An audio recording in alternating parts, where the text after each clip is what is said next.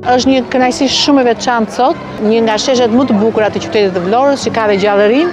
Neve sillim në një ekspozitë të jashtëzakonshme të pullave me Nën Terezën. Nën Tereza nuk pati pushtet, por pushtoi gjithë botën. Nuk pati pasuri, po u dha shpresë gjithë njerëzve. Në fakt nuk kërkoi as lavdi, por emri i saj i dha identitet kombëtar dhe gjithë shqiptarëve kudo në botë. Mesazhi më i fortë ishte ai mesazh që mësoi që gjërat e vogla kur bëhen me dashuri të madhe ndryshojnë botën.